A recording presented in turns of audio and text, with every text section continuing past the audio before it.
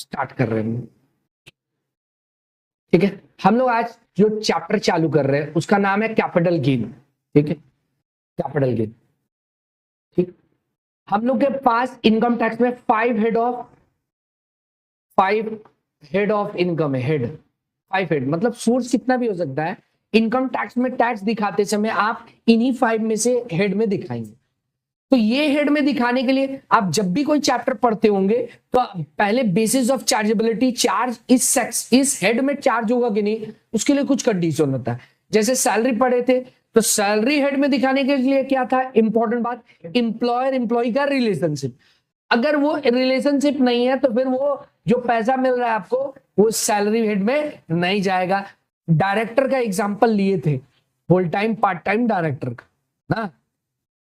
अब ये इस कैपिटल गेन में हेड में जाने के लिए हम लोग रूल पढ़ रहे हैं। क्या बोलता है सेक्शन 45 सबसेक्शन 1 क्या बोलता है? प्रॉफिट और gain arising on transfer of capital assets. आप देखिए प्रॉफिट और गेन, इसमें मुद्दा ये है प्रॉफिट और gain here means positive as well as negative income. मतलब अगर आप कोई भी कैपिटल एसेट्स को ट्रांसफर करते हैं, यहां सेल वर्ड नहीं है ट्रांसफर वर्ड है, किसको? कैपिटल एसेट्स को। अगर कैपिटल एसेट्स को ट्रांसफर करेंगे और उसमें कोई भी प्रॉफिट और गेन अराइज होगा, profit positive as well as negative income दोनों का बात हो रहा है। समझ गया क्या? तो इसका मतलब एक क्वेश्चन मार्क हमारे सामने आ गया, ट्रांसफर हियर मींस व्हाट और capital assets here means what. Done. तो देखो सेल वर्ड नहीं है ट्रांसफर वर्ड है, तो ट्रांसफर में डेफिनेशन 247 में डिफाइन किया है। क्या क्या आप चीज करेंगे तो इनकम टैक्स बोला है हम ट्रांसफर मान लेंगे और उस पे जो भी गेन अराइज होगा वो हम टैक्सेबल कर देंगे, पॉजिटिव हो चाहे नेगेटिव हो। समझ गया क्या? ठीक है, तो पहले हम लोग समझ लेते हैं transfer means what. Transfer include sale of capital assets, exchange of capital assets. Sale तो समझ में आ रहा है ना, बेचे। एक्सचेंज मतलब हम कुछ दिए आपसे कुछ लिए, तो जो हम दे रहे हैं अगर वो कैपिटल एसेट ट्रांसफर हो रहा है, देखो टॉपिक ही यही है, अगर कैपिटल एसेट्स है और वो ट्रांसफर हो रहा है, तब फिर कैपिटल गेन अराइज होगा। तो एक्सचेंज करने पे भी होगा, आया ना? मतलब इनकम टैक्स एक्सचेंज मतलब अगर सिर्फ सेल बोलता है तो बहुत लोग एक्सचेंज करके टैक्स चोरी कर लेते हैं, आया ना? हम सेल ही नहीं किए, हम तो एक्सचेंज किए, वो एक खुरापात जानता है। नेक्स्ट, रिलिंग्विशमेंट और extinguishment of assets and right. Assets and right है, इसमें एसेट्स ही लिखा हुआ है, आप राइट समझ लीजिए, राइट्स का बात हो। रिलिंग्विशमेंट और एक्सटिंग्विशमेंट, एसेट्स एंड राइट्स दोनों का बात हो रहा है।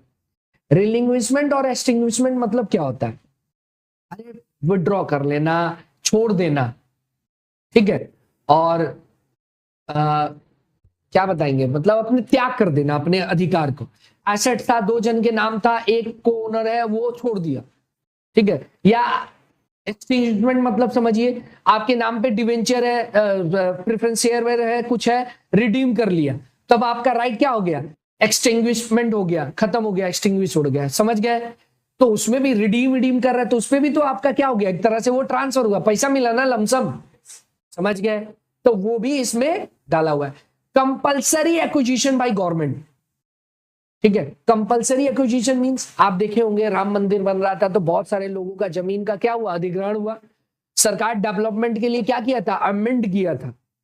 जो लैंड का संविधान में था फंडामेंटल राइट्स में से, इसको क्या किया, लीगल राइट्स में से डाला गया और क्या किया गया कि अब हम ले सकते हैं। तो बहुत सारा डेवलपमेंट के नाम पे गवर्नमेंट क्या करता है, कंपल्सरी एक्वायर करता है प्रॉपर्टी, वो भी क्या होगा, ट्रांसफर ट्रीट होगा, क्योंकि जो मुआवजा होगा उसमें आपका कैपिटल गेन या लॉस देखेंगे क्या अराइज हो रहा है। समझ गए क्या? तो सिर्फ सेल वर्ड नहीं है, बहुत कुछ है। अभी तक हम लोग सब सुनते चले गए। देखो बहुत लोग टैक्स चोरी करने के लिए क्या करता था, अपने कैपिटल एसेट्स को स्टॉक इन ट्रेड कन्वर्ट कर देता था। समझिए बात को, अगर आपके पास कोई ज्वेलरी है, आप उसको बेचोगे, गोल्ड है आपके पास मान लो, तो तुम बेचोगे तो कैपिटल गेन आएगा। कैपिटल गेन में टैक्स का रेट भी अलग होता है, ठीक है। आप जो स्लैब देखते हैं वैसा कुछ नहीं है, टैक्स रेट में जब जाएंगे तो वो भी बात बताएंगे। सुन रहा है? तो बहुत लोग चोरी करने के लिए क्या किए, एक काम करते हैं, हम अपने उस एसेट्स को स्टॉक बना लेते हैं। अगर स्टॉक बना लिए तो हम बिजनेस का बहुत सारा खर्चा माइनस कर पाएंगे, हाँ या ना? समझ रहे बात? अरे बिजनेस में तो बहुत सारा खर्चा होता है, आप वो सब चार्ज कर सकते हैं उस पर। तो प्रैक्टिकली बहुत लोग ऐसा टैक्स चोरी के लिए क्या करता था, अरे पैसा तो घूम फिर के मेरे पास ही आ रहा है, तो सिर्फ एक एंट्री पास कर देने से लो मेरा एसेट्स क्या हो गया, अब स्टॉक बन गया। ठीक है, आप ही के हाथ में, आप ही उसको घर से उठा के लाए, बोले एसेट से मेरा स्टॉक बन गया। तो ये सब चीजें होता था इनकम टैक्स, इसको क्या बोल दिया, ये कन्वर्जन को भी क्या बोल दिया, कैपिटल गेन। अब ये पूरा टॉपिक हम लोग डीप में देखेंगे। Possession of immovable property against part performance, against part performance कहां सुने थे ये, हाउस प्रॉपर्टी डीम्ड ओनर में पढ़े थे कि अगर आपके पास कोई प्रॉपर्टी आया अगेंस्ट पार्ट परफॉर्मेंस कॉन्ट्रैक्ट का, तो वो जो आप लिए हैं वो ट्रांसफर ट्रीट होगा। Next, any transfer which able enjoyment of immovable property. बहुत लोग टैक्स चोरी करने के लिए क्या करता था, रजिस्ट्री नहीं करा रहा है, लेकिन हम इससे लिए रजिस्ट्री नहीं कराया, हम हैंड ओवर कर रहे हैं। इसमें क्या है, आप किसी तरह से आप ट्रांसफर जो कर रहे हैं ना, उसमें आप इमूवेबल प्रॉपर्टी का एंजॉयमेंट दे रहे हैं, वो भी ट्रीट क्या कर लिया जाएगा, ट्रांसफरिंग। और जीरो कूपन बॉन्ड का रिडम्पशन मैच्योरिटी भी कैपिटल गेन ही होता है। जीरो कूपन बॉन्ड होता क्या है, आगे देखेंगे। वो जब इशू होता है तो डिस्काउंटेड प्राइस पे होता है, आगे हम लोग समझ लेंगे ये क्या है। इतने सारे चीजों को क्या हम लोग बोल रहे हैं, कैपिटल एसेट्स, हाँ या ना बच्चों? कोई डाउट है तो आप पूछ ले। सॉरी, ट्रांसफर बोलते हैं, क्या बोलते हैं, ये कुछ भी होगा तो ट्रांसफर है। तो पहला क्या पढ़े हम लोग, प्रॉफिट और गेन अराइजिंग ऑन ट्रांसफर। तो व्हाट इज ट्रांसफर, 247 में बोला था, कवर कर लिए। और अब हम लोग पढ़ने जा रहे हैं व्हाट इज कैपिटल एसेट, ये भी तो जानना जरूरी है। तो कैपिटल एसेट डिफाइन किया गया है 240 में। What is capital asset, capital assets को हम 3 पार्ट में डिवाइड किए, 1 2 3। पूरा का पूरा आपके इंस्टीट्यूट का मैथ ही है, हम बस शॉर्ट करते जा रहे हैं आपके जल्दी पढ़ने के लिए।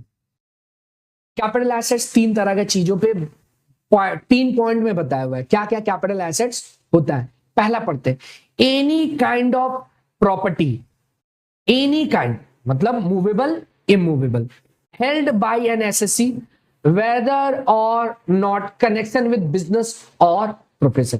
मतलब पर्सनल भी है तो बिजनेस से रिलेटेड है या नहीं। क्या बोले, any kind of property, any kind मतलब movable as well as immovable. आप बिजनेस जो कि एसएससी के पास है, ठीक है, वो बिजनेस से रिलेटेड है या नहीं। यहां देखो प्रॉपर्टी इंक्लूड्स, ध्यान से देखिएगा, प्रॉपर्टी इंक्लूड्स राइट्स इन और relation to Indian company, rights of control और मैनेजमेंट, राइट्स ऑफ कंट्रोल और management, whatever so called ना, whatever name so called. मतलब अगर राइट एंड कंट्रोल का बात हो रहा है, वो भी क्या है, प्रॉपर्टी है। किसी इंडियन कंपनी में आपका राइट एंड कंट्रोल है मैनेजमेंट में, तो भी क्या हो गया, प्रॉपर्टी ट्रीट किया जाएगा, हाँ या ना? सीख गए क्या? आगे बढ़ते हैं। एक बात पढ़ लिए कि आपके पास कोई भी प्रॉपर्टी है बिजनेस से रिलेटेड है, चाहे वो क्या है, बोलिए, कैपिटल एसेट। या फिर दूसरा, any securities held bye FII which has invested as per SEBI। FII मतलब फॉरेन इंस्टीट्यूशनल इन्वेस्टर। अभी आप देख रहे होंगे मार्केट, ट्रंप जब से आया है तो उल्टा पुल्टा टैरिफ लगा रहा है, मार्केट गिरते रह रहा है। तो कुछ दिन से पहले से ही चल रहा था, सुन रहे होंगे FI इतना पैसा विड्रॉ कर लिया, माल सेल ऑफ कर दिया। FI कौन होते, फॉरेन इंस्टीट्यूट जो भारत में इन्वेस्ट करते, तो इनका बिजनेस ही है इन्वेस्टमेंट, यस और नो? तो ये जो शेयर होल्ड करके रखे वो स्टॉक इन ट्रेड होना चाहिए ना, आया ना? नहीं, ये साफ साफ बोल दिया है कि FII जो भी इन्वेस्टमेंट कर रहा है उसको क्या ट्रीट किया जाएगा, कैपिटल गेन ही ट्रीट किया जाएगा बेचने पे, हाँ या ना? समझ गया क्या? उन लोगों का तो काम ही है इन्वेस्ट करना, तो उनके लिए तो स्टॉक इन ट्रेड होना चाहिए ना। तो यहाँ क्या बोल दिया, वो लोग क्या मानेंगे, कैपिटल गेन। उन लोग के लिए क्या मानेंगे, कैपिटल एसेट्स है वो। समझ गए? ये इंटर रिलेट करेंगे दूसरे पॉइंट से। ULIP, unit link insurance plan, ये हम लोग अदर सोर्स में पढ़ेंगे। ये कहां पढ़ेंगे? अदर सोर्स में। देखो यूलिप एग्जेम्प्टेड होता है 1010D में, यूलिप प्लान एग्जेम्प्टेड होता है, परंतु वो एग्जेम्प्टेड नहीं होगा अगर उस पॉलिसी वैल्यू 2 लाख के ऊपर है। आपके पास मल्टीपल पॉलिसी है, ठीक है ना, कोई 50 का है, कोई 1 का है, कोई 2 का है, तो जो पार किया 2.5 के ऊपर, 2.5 के ऊपर जो पार करेगा वो टैक्सेबल हो जाएगा, तो क्या हो जाएगा? Capital asset. मतलब जो एग्जेम्प्टेड नहीं है वो क्या मानेंगे? कैपिटल एसेट मानेंगे। हाँ या ना? सीख गए क्या? आगे बढ़े। देखो हम लोग क्या क्या सुने, आपके पास कोई भी प्रॉपर्टी होगा बिजनेस से रिलेटेड हो चाहे नहीं, वो क्या है? Capital assets. उसको अगर आप ट्रांसफर करेंगे, ट्रांसफर मतलब क्या? ये रहा sale, exchange, compulsory acquisition by government, done बच्चों। देखो उसके बाद however does not include following capital assets. हम क्या बोले? कोई भी प्रॉपर्टी आपके पास हो कैपिटल एसेट्स है, फिर उसमें से कुछ एसेट्स कैपिटल नहीं है। सुन लिए क्या? फिर से सुनो। हम आपको बोल रहे हैं कि किसी भी तरह के आपके पास प्रॉपर्टी है वो कैपिटल एसेट्स है, लेकिन कुछ एसेट्स ऐसा है जो कि कैपिटल एसेट्स नहीं है। तो क्या है बच्चों? पहला स्टॉक इन ट्रेड। आपके पास अगर कोई स्टॉक इन ट्रेड है जो आप रखे हैं किसके लिए? बेचने के लिए, कंज्यूमेबल स्टोर जो भी है आपका, तो वो बेचेंगे तो क्या आएगा? पीजीबीपी हेड में आएगा ना, हाँ या ना? अरे हम कपड़ा का व्यापारी है, या हम फर्नीचर का व्यापारी है, हम लैपटॉप का व्यापारी है, तो मेरे लिए वो क्या है? स्टॉक इन ट्रेड है, उसको बेच, हम ज्वेलरी बेचते हैं तो कैपिटल एसेट है सर, क्या है वो? Stock in trade. उसको बेचेंगे तो पीजीबीपी हेड में जाएगा। Yes sir no? किसी को डाउट है क्या? अब यही पॉइंट इसका एक्सेप्शन था। अरे आप शेयर के व्यापारी है, एफआईआई, आप फॉरेन इंस्टीट्यूशनल इन्वेस्टर है, वो शेयर होल्ड कर रहा है सेबी के अनुसार, ठीक है, जो बताया हुआ है, तो उसका क्या होगा? उसका कैपिटल एसेट्स ही मानेंगे। यही तो यहां पड़ा है, उनके लिए क्या है? कैपिटल एसेट्स ही है। हाँ या ना? समझ गए क्या? स्टॉक इन ट्रेड का ये था, आपके मैट में अलग से ये बनाया हुआ। देखिए एक बार अपना मैट देखिए, एक काम करते हैं हम निकाल लेते हैं।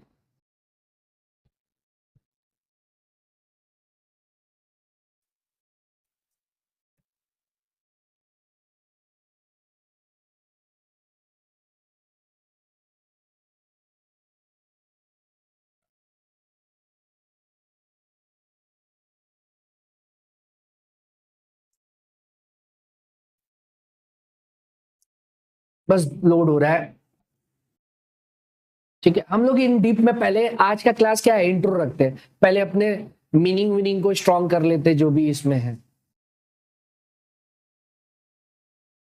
लोड हो जाने दो, पेज नंबर पे बोल दो एक बार।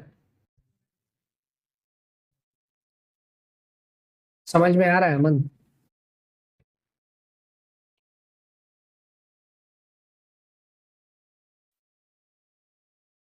टू 96 बोला ना?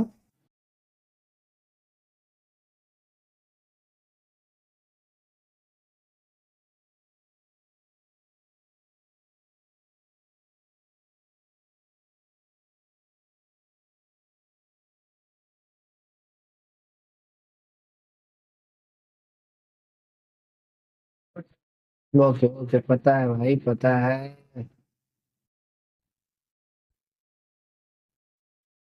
ये देखो, ये क्या है, ये भी पढ़ाना है मेरे को कि कौन सा ट्रांसफर को ट्रांसफर नहीं ट्रीट करेंगे। अभी तो ट्रांसफर बता दिए, मतलब अब कुछ ऐसा ट्रांसफर होगा जो ट्रांसफर तो है लेकिन उसको ट्रांसफर नहीं ट्रीट किया जाएगा, आगे पढ़ाएंगे। अभी हम लोग समझ लेते हैं, कहाँ थे हम लोग, क्या बता रहे हैं हम लोग? पूरे अपने बड़े से नोट्स को छोटा छोटा करके पढ़ रहे हैं पूरे कॉन्सेप्ट को। आ गए?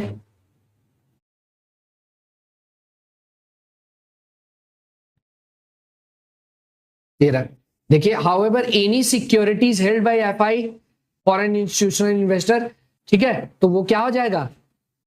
shall not be treated as, क्यों सर? क्योंकि वो कैपिटल एसेट्स के डेफिनेशन में इंक्लूड है। डन बच्चों, ठीक है। अब आते हैं हम लोग अपने नोट्स पे। क्या सीख गए हम लोग? ये पढ़े कि कोई भी आपके पास एसेट्स है, बिजनेस से रिलेटेड है कि नहीं, वो क्या है? Capital asset. परंतु वो स्टॉक इन ट्रेड हुआ तो नहीं। जिस चीज का व्यापारी है वो कैपिटल एसेट्स नहीं है, क्योंकि उसको बेचेंगे तो कैपिटल गेन नहीं आएगा, पीजीबीपी आएगा, वो बिजनेस हेड में जाएगा। ओके, फिर आ गया personal effect. Personal mean movable personal assets. Movable personal assets भी कैपिटल एसेट्स नहीं होता है, हाँ या ना? इसका मतलब क्या हुआ, कोई बताओ? इसका मतलब ये हुआ पर्सनल एसेट्स, ध्यान से देखिएगा, पर्सनल एसेट्स इमूवेबल है तो, इमूवेबल है तो क्या होगा? बताइए क्या होगा? तब वो कैपिटल एसेट्स है, हाँ या ना? वो कैपिटल एसेट्स। डन बच्चों, समझ गए क्या? मूवेबल के लिए बात हुआ। सर ये क्यों किया है? देखो, इनकम टैक्स का सोच क्या था इसके लिए? क्योंकि जब आपको बोल रहा है कि negative as well as positive as well as negative को हम ट्रीट करेंगे। पॉजिटिव इनकम मतलब क्या? हाउस प्रॉपर्टी आप पढ़े, निगेटिव मींस माइनस। तो अगर सेट ऑफ हो जाएगा ना, आपके पास एक हेड से पॉजिटिव इनकम है और एक से निगेटिव, तो आप माइनस करने मिल जाएगा। सेट ऑफ चैप्टर पढ़ाएंगे, वहां पे प्रोविजन सिखाएंगे। अगर ये इमूवेबल प्रॉपर्टी, मूवेबल प्रॉपर्टी मतलब क्या होगा? फर्नीचर होगा, गाड़ी होगा, ये सब ऑलवेज लॉस में निकलता है, डेप्रिशिएट होता है। मान लो प्रॉपर्टी में भी निकल सकता है, लेकिन लॉस में ही मेजॉरिटी निकलता है, पर्सनल जो मूवेबल है। तो इनकम टैक्स में आप क्या करते? हरदम फायदा उठा लेते, ले लॉस क्लेम करके टैक्स को क्या कर लेते? कम कर लेते। तो इसीलिए सरकार बोला सुनिए, हम पर्सनल इमूवेबल तो क्या हुआ? लैंड हुआ, बिल्डिंग हुआ, ये चीज पे तो हरदम एप्रिशिएट होता है ये। तो इसको बोला सुनिए, पर्सनल होते हुए भी हम इसको कैपिटल एसेट्स ही मानेंगे। क्या इनकम टैक्स है भाई, हद है। एक बार बोलते हैं, एक बार है नहीं है। जहां पर लगता है टैक्स लेना है, मेरा फायदा होगा, वहां पर वो डाल देगा, ठीक है। जहां पे लगता है कि नहीं नहीं एसएससी उठा लेगा फायदा, वह हटाओ इसको। क्या सीखे? पहले तो ये सीखे आपके पास कोई भी प्रॉपर्टी है तो क्या है? Capital assets. लेकिन अगर वो स्टॉक इन ट्रेड है तो हटाइए, वो पीजीबीपी में जाएगा।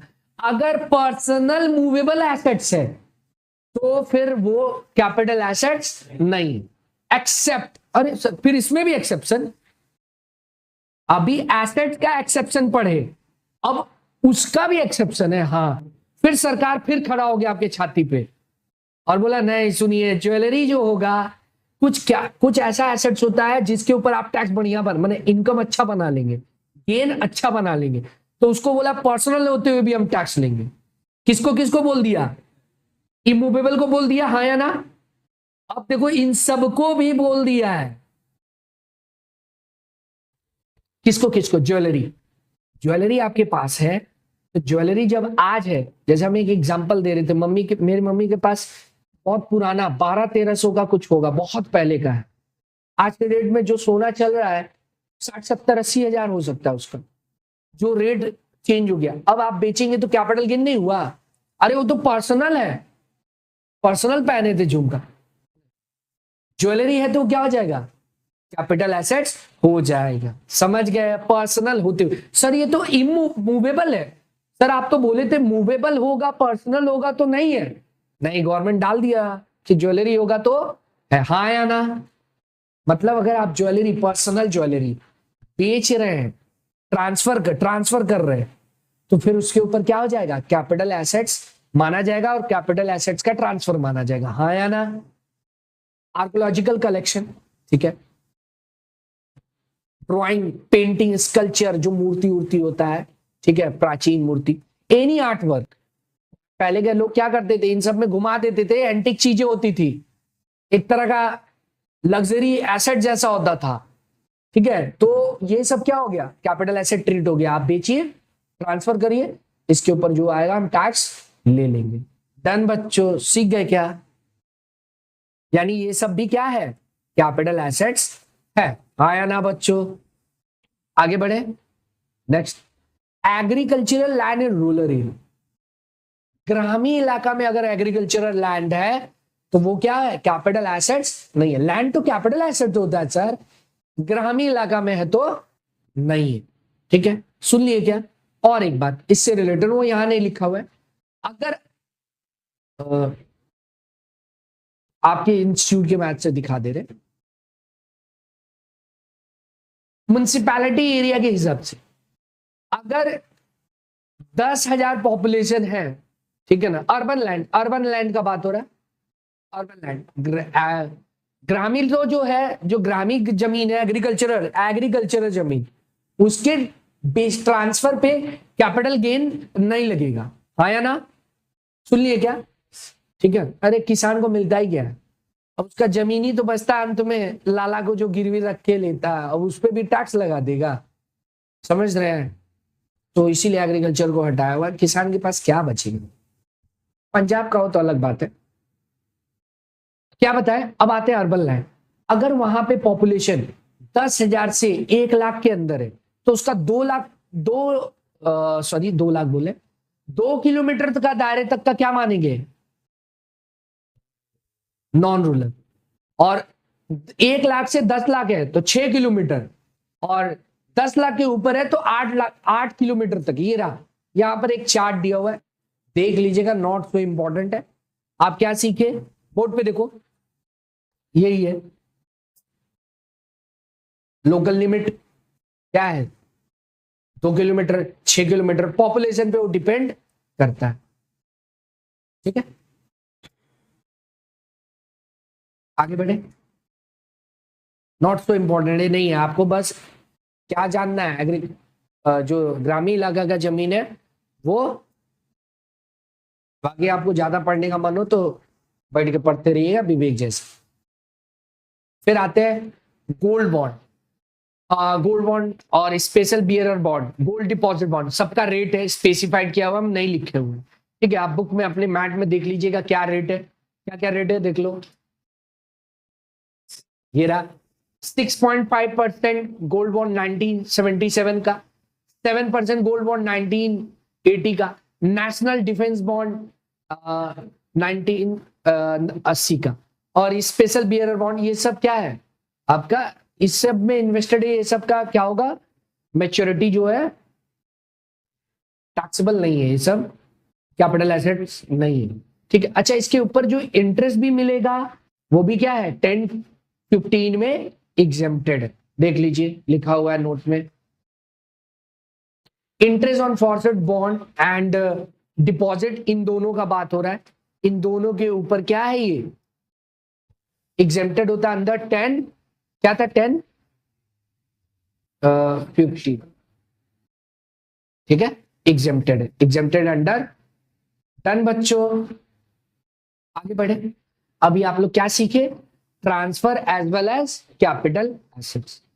अगर आप पर्सनल, फिर से सुन लीजिए, पर्सनल मूवेबल एसेट्स है, मूवेबल कोई भी एसेट्स होगा पर्सनल है तो कैपिटल एसेट्स नहीं है, except jewellery, archaeological collection, drawing, painting, ये सब एक्सपेंसिव लग्जरी चीज, स्कल्पचर और एनी आर्ट वर्क, हाँ या ना? पर्सनल अगर इमूवेबल भी है तो वो कैपिटल एसेट है, हाँ या ना? हाँ? अब हम लोग दो चैप्टर में क्या ध्यान देना है हमको, ये 3 चीज ध्यान देना है, 1 2 3। क्या हम लोग कैपिटल एसेट समझ गए? यस। क्या हम लोग ट्रांसफर समझ गए? यस। क्या कैपिटल गेन अब समझना है, जो आपको गेन अराइज होगा ना, या तो वो शॉर्ट टर्म कैपिटल गेन होगा या तो वो लॉन्ग टर्म कैपिटल गेन होगा। ये क्या बोल रहे हैं सर?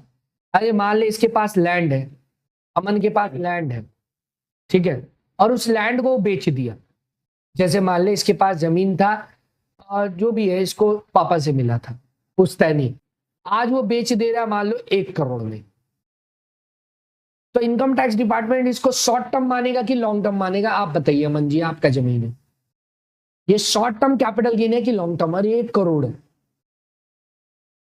लॉन्ग टर्म है, 50,000 का होता तो शॉर्ट टर्म। पैसा पे डिपेंड नहीं करता, पीरियड ऑफ होल्डिंग पे डिपेंड करता है, आप कितने दिन तक रखे थे उसके ऊपर डिसाइड होगा। समझ में आया? मतलब तेरा रिलेशनशिप लॉन्ग टर्म है कि शॉर्ट टर्म है, कैसे बताया सर? उसके साथ तो सालों महीना लगते थे, मिनट लगते थे, वो सब नहीं समझेगा यार, इनकम टैक्स ये सब नहीं समझता, दिन में काउंट कर, महीना में बताया हुआ है, ठीक है ना। इमोशनल हो गया इस बात पे। रिलेशनशिप लॉन्ग टर्म है कि शॉर्ट टर्म है, तो कोई भी एसेट शॉर्ट टर्म है कि लॉन्ग टर्म है, वो किस पे डिपेंड करेगा, पीरियड ऑफ होल्डिंग पे, ठीक है। आगे बढ़ेंगे, देखो लॉन्ग टर्म और शॉर्ट टर्म का कंपटीशन हम लोग पढ़ने जा रहे हैं, मतलब प्रैक्टिकल में मूव करने से पहले हम लोग देख रहे हैं कि कैसे निकालते हैं, ठीक है। तो फुल वैल्यू ऑफ कंसिडरेशन, ये कंपटीशन का फॉर्मेट है, ये अमाउंट और ये पर्टिकुलर आप बोल सकते हैं, हाँ या ना, ठीक है बच्चों। देखते हैं ये क्या है, सेल वैल्यू। सेल वैल्यू मतलब transfer value, transfer word use करेंगे हाँ सेल के बजाय, क्योंकि ट्रांसफर वर्ड वाइडर वर्ड है, हाँ या ना। तो बोल रहा है फुल वैल्यू ऑफ कंसिडरेशन मतलब कितने में ट्रांसफर हो रहा है, लेस एक्सपेंसेस ऑन ट्रांसफर। आप ट्रांसफर कर रहे हैं, मान लीजिए इसका जमीन था 1 करोड़ का, 2% दलाली लग गया, तो माइनस करने मिल जाएगा क्या, यस माइनस करने मिल जाएगा, तो क्या आ जाएगा, नेट सेल कंसिडरेशन। तो फिर आप 1 करोड़ का जमीन में मान लो 2 लाख रुपया क्या दे दिए, 1 करोड़ के जमीन में 2 लाख का वो दे दिए, दलाली दे दिए, तो 98 लाख इसको रिसीव हुआ, टैक्स लग जाएगा, ये गेन है आपका। नहीं सर मेरा कॉस्ट तो माइनस करिए, तो cost of acquisition, cost of acquisition मतलब ये परचेज का बात हो रहा है, किसका बात हो रहा है, जो कॉस्ट ऑफ एक्विजिशन है मतलब परचेज, आपको कितना का पड़ा। एक्वायर वर्ड क्यों बोला है, अरे आप हरदम जरूरी नहीं आप परचेज की हो, मतलब बहुत इस जो भी वर्ड यूज हो रहा है उसको समझ के यूज है। एक्विजिशन और बड़ा वर्ड है, पापा से मिला था तो इसको क्या कॉस्ट ऑफ एक्विजिशन पड़ा है देखेंगे वो सब चीजें।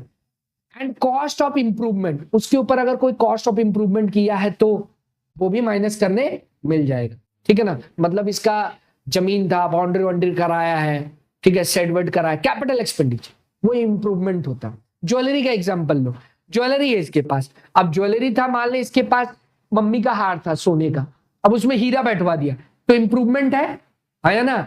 पॉलिश करवा दिया, इंप्रूवमेंट है नहीं है, पॉलिश कराना ये कैपिटल एक्सपेंडिचर है, ये आपके मैथ में एग्जाम्पल में बताया हुआ होगा, कैपिटल एक्सपेंडिचर नहीं है ये, कैपिटल एक्सपेंडिचर को लेंगे, ठीक है, इंप्रूवमेंट।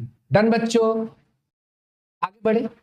और ये जो लॉन्ग टर्म कैपिटल गेन जब निकालेंगे ना, तब उसमें इंडेक्स लिख दिया है, सब चीज सेम है, ध्यान से आप लोग एक बार देख लीजिए, ठीक है बच्चों। अब थोड़ा सा और उड़ा दे रहे हैं, यहां तक आप समझ चुके थे।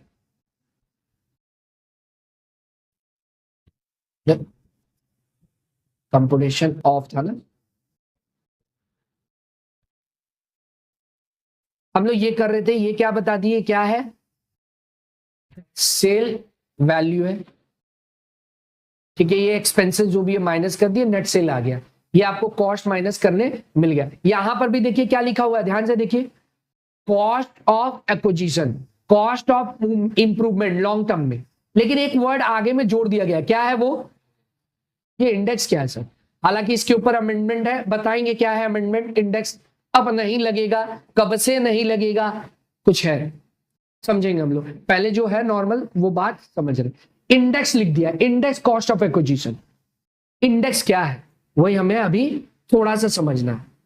देख ये भाई साहब का बात करते हैं, भाई साहब आज से, तुम्हारा उम्र कितना है, तुम्हारा एज कितना है, लग नहीं रहा, इसका एज है 53, एग्जाम्पल में तो भाई बुजुर्ग चाहिए, इसका एज है 53 साल का बुजुर्ग है, मतलब 2 वक्त का रोटी खा खा के, पेट काट काट के, उस समय मतलब आज से बहुत साल पहले, सदियों साल पहले क्या किए थे, 5 लाख में एक जमीन खरीदे थे, समय 5 लाख, समझ, आज से 20 साल पहले, मूवी सुन रहे हैं हम लोग, इसको 20 साल पहले, इसका चेहरा देख लीजिए, 20 साल पहले कितना हैंडसम रहा होगा, ऐसा ही था ये, ठीक है।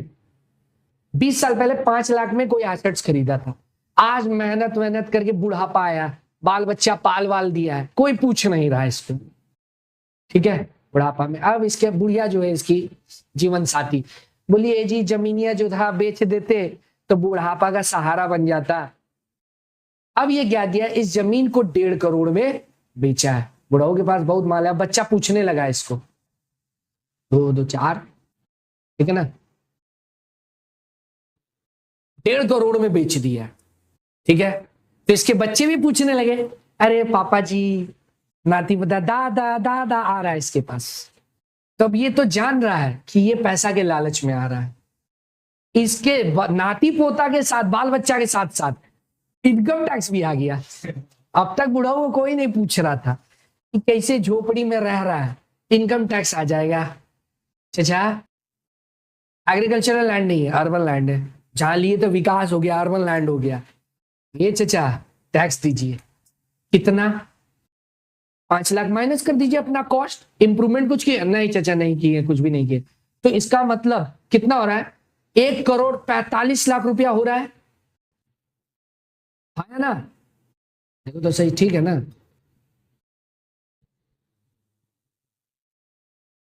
जीरो कम है क्या? आगे बढ़े। ये क्या कर रहा है? 1,45,00,000 रुपया का आपका टैक्स आ रहा है। इसके साथ इंसाफ हुआ है भाई? जो 5 लाख रुपया ये दिया था आज से 20 साल पहले, वो तो बहुत ज्यादा था ना। उस समय तो उसका वैल्यू ज्यादा रहा होगा। तो इंडेक्सेशन क्या होता है? इंडेक्सेशन इसको इन्फ्लेशन के हिसाब से एडजस्ट करता है।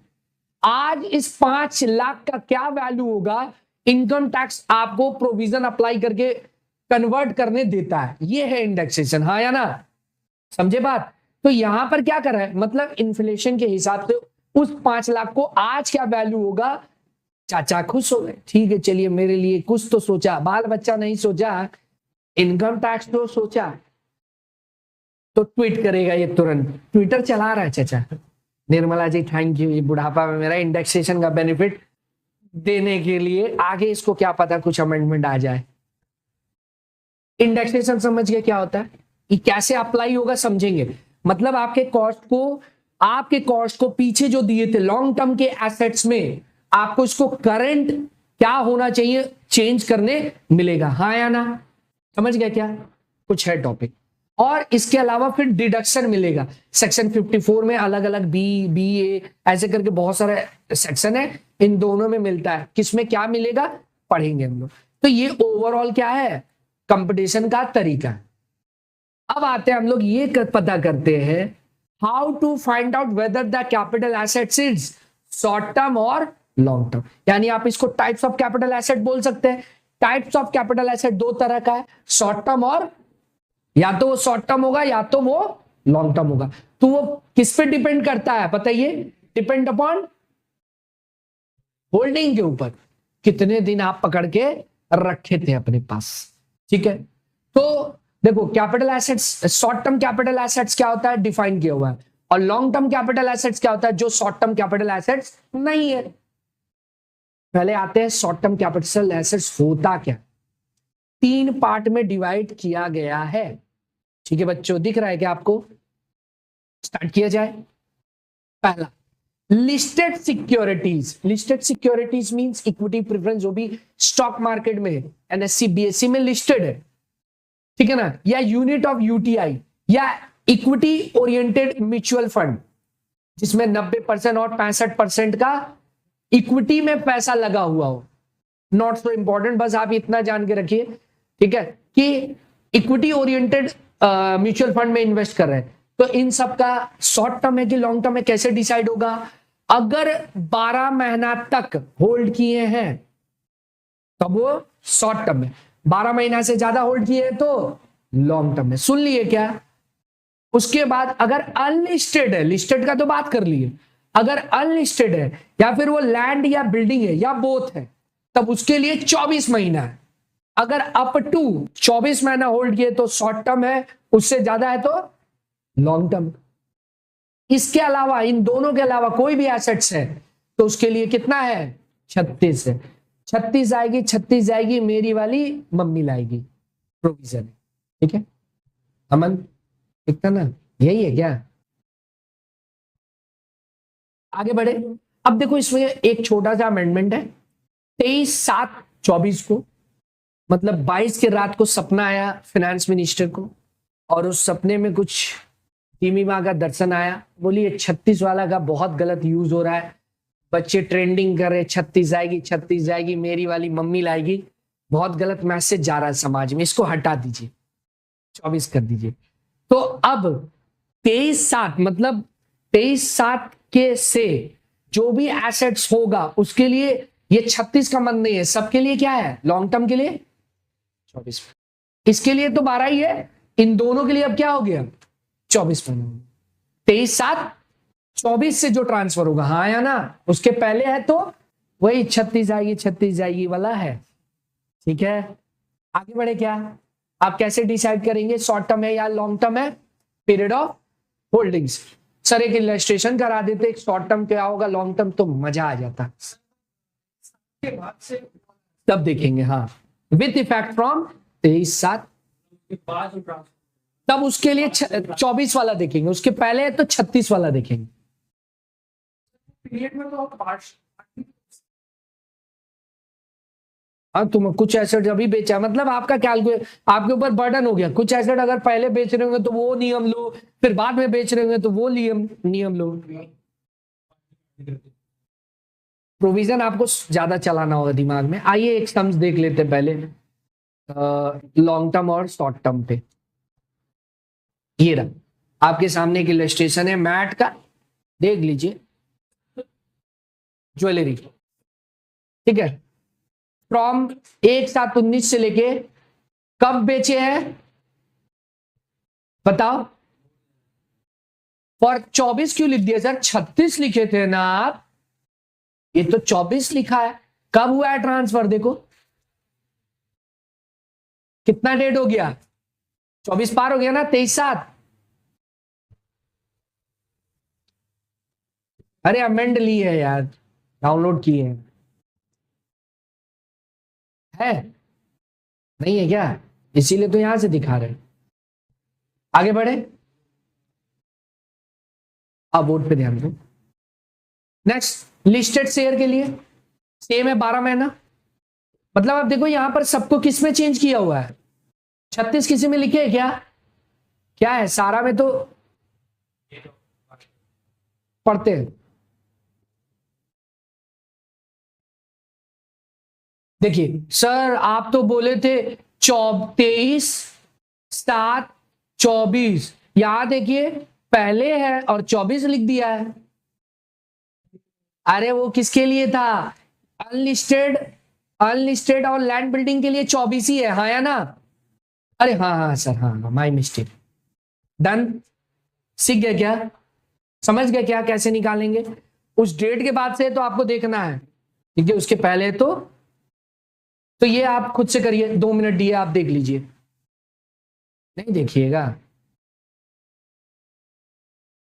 ये इरेजर नहीं चल रहा है।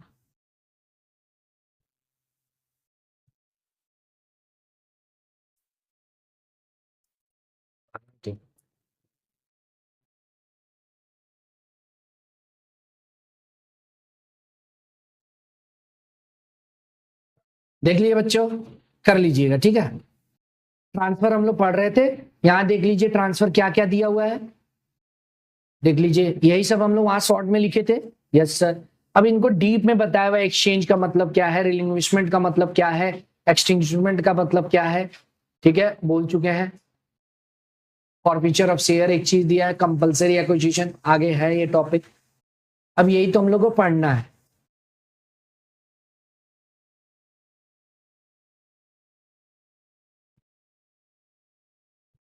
रेट ऑफ टैक्स बताना था। अब हम लोग मूव कर रहे हैं अपने नोट्स में वापस। अब देखो कुछ विशेष एसेट्स है, कुछ विशेष एसेट्स है जिनके ट्रांसफर पे always short term capital gain ही मानेंगे।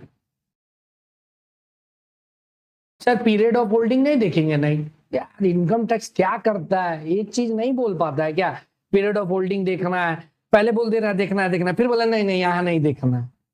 ठीक है, कि आप सदैव कंफ्यूज रहो।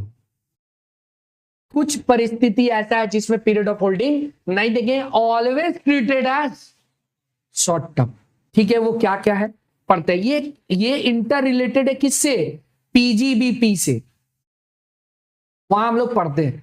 देखो अगर आपका कोई डेप्रिशिएबल क्या एसेट्स है, डेप्रिशिएबल एसेट्स है, जो जो बच्चे थोड़ा बहुत कहीं पढ़े हैं तो वो समझ पा रहे होंगे, या आप जब वहां करेंगे तो फिर हम लोग समझा देंगे, ठीक है। कैपिटल एसेट्स मैंने आपके पास एसेट है, डेप्रिशिएबल एसेट्स, एसेट बेच दिए और आपको वहां कुछ गेन हुआ, तो ऑलवेज मतलब कितने दिन भी होल्ड करके रखे हो, तुम्हारे बिजनेस से एसेट बेचे और गेन हो गया तुमको, अब कितने दिन भी पहले लेके रखे थे वो ऑलवेज क्या ट्रीट करेंगे, short term capital gain irrespective of period of holding. हाँ या ना?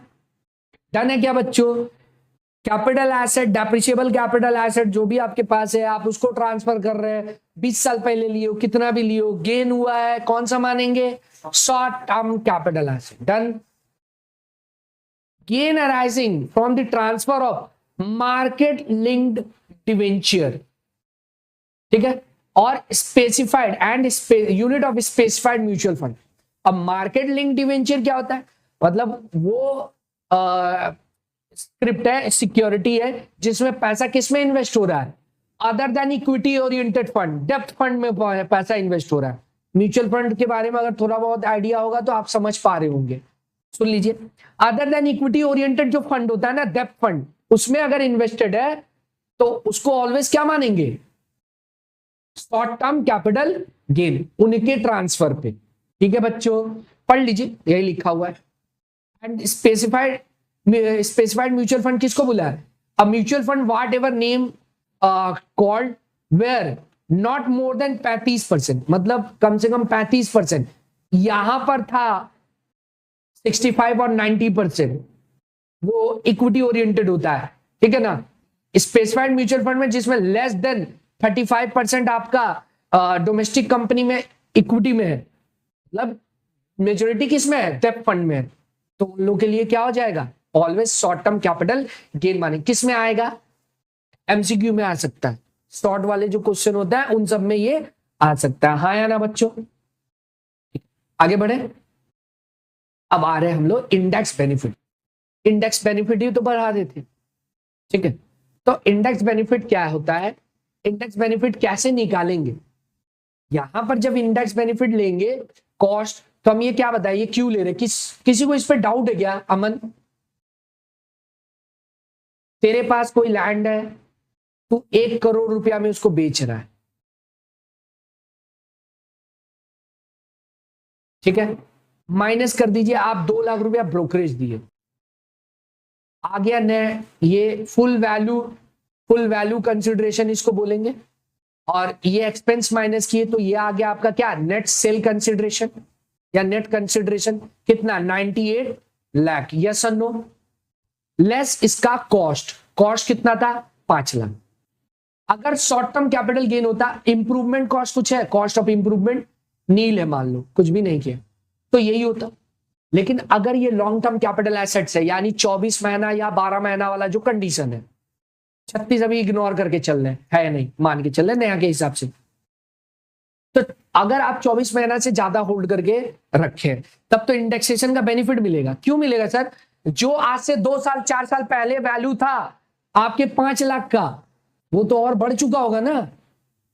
कभी पापा कहानी सुनाते होंगे घर में कि ये जमीन था 50,000 में बिक रहा था, आज देखो इसका 5 करोड़ दाम हो गया, है ना।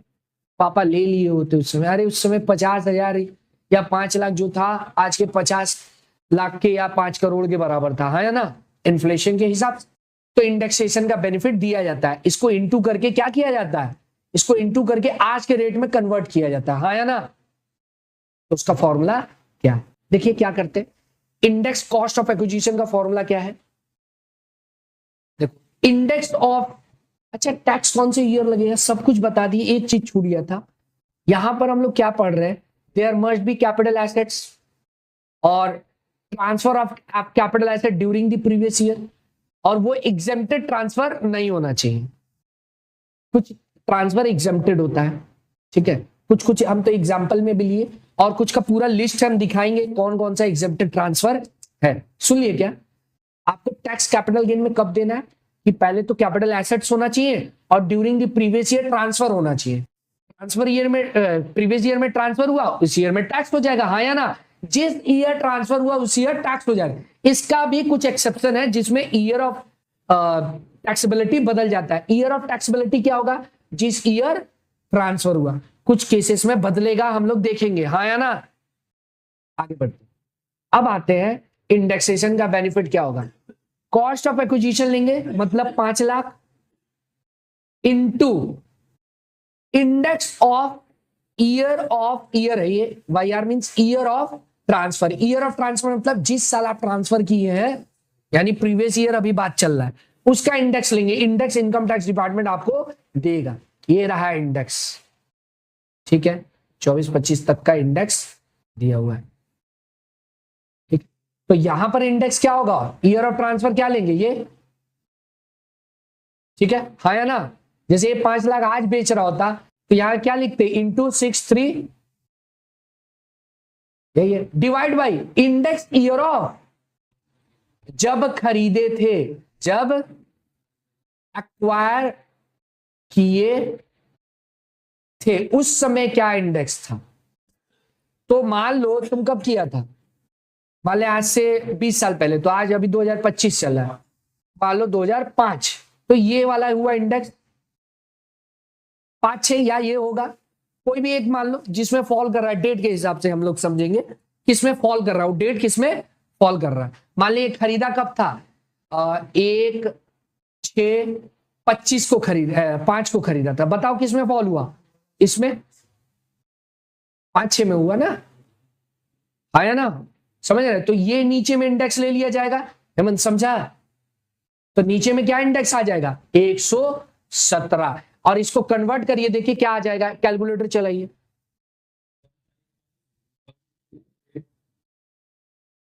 15 लाख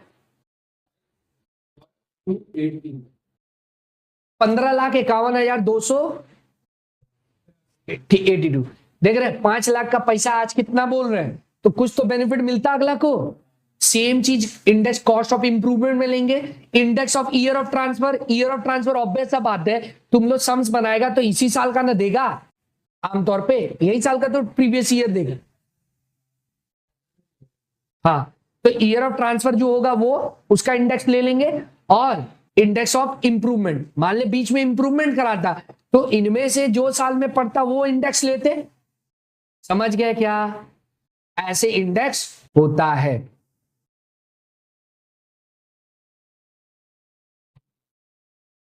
कुछ बात है, आगे बढ़ते हैं। समझ गए ये बात हम लोग सभी को ही, किसी को डाउट तो नहीं है? सर सम्स करेंगे तो और क्लियर होता। हाँ बच्चों करेंगे, फिलहाल आप थोड़ा थोड़ा सुनते जाइए, ठीक है। और इसके ये ईयर ऑफ ट्रांसफर तो साफ साफ लिखा था, ये क्या है, ईयर ऑफ इंप्रूवमेंट, जब इंप्रूवमेंट किए थे, जब इंप्रूवमेंट किए, हाँ या ना बच्चों, वो ले लेंगे। Note, indexation shall not be allowed if transfer is on or after 23/7/24। ठीक है, सुनेंगे इस पे क्या है, सुन लिया अभी। इसके बाद का अगर हुआ तो नहीं देना है, कुछ है और भी डीप में समझेंगे। आओ एक और बात पूछना है क्या, इंडेक्सेशन में अगर कभी देखो यहां पर लास्ट कब का दिया हुआ है, 1-2, अगर उसके पहले कोई प्रॉपर्टी एक्वायर किया होता, एक बुजुर्ग था ना, 58 साल का था ये, ठीक है, तो अभी तो कितना साल हुआ इधर से, 25 ही साल हुआ।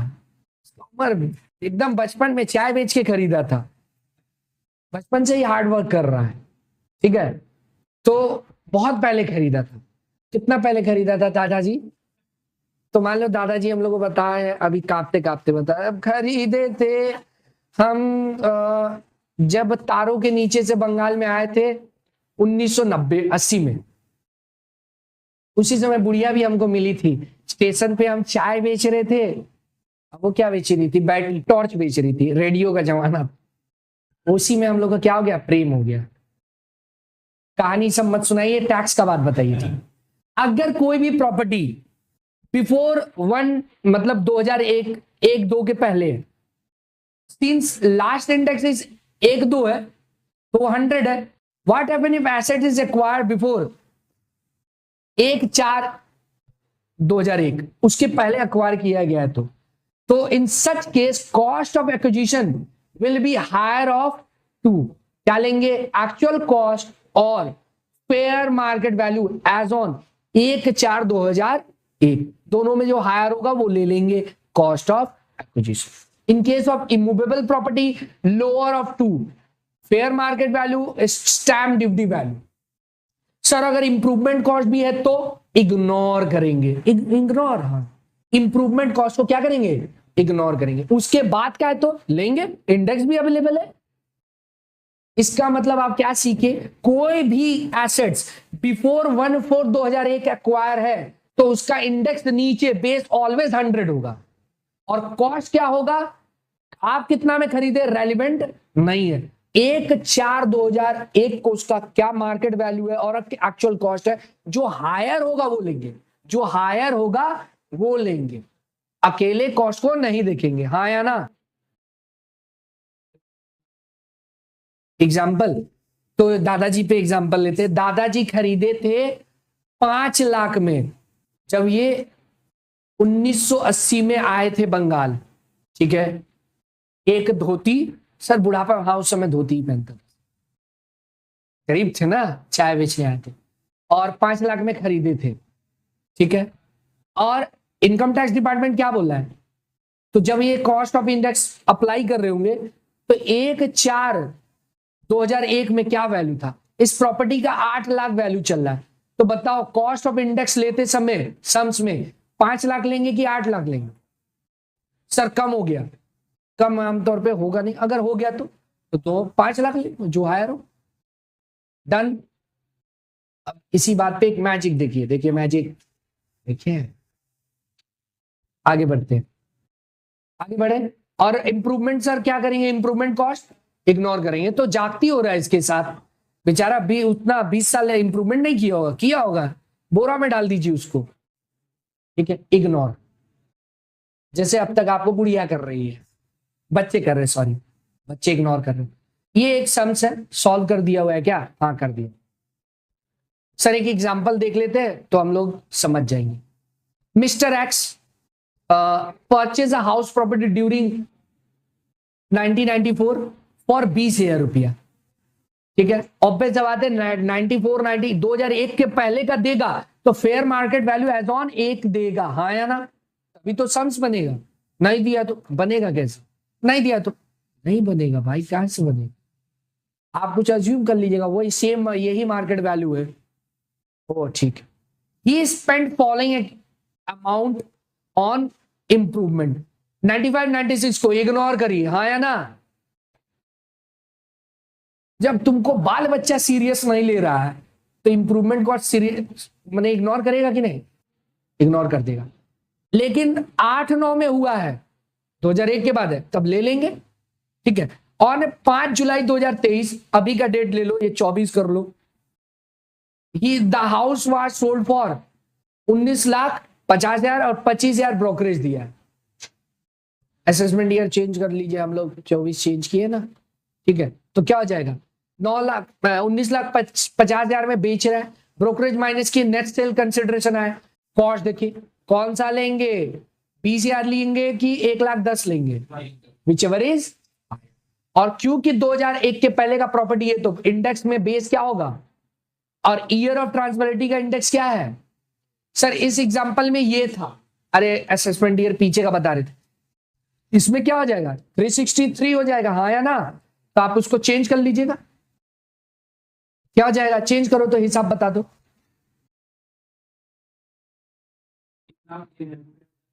363 लेके 363 लेके बताइए कितना रहा, और इसका कितना आया?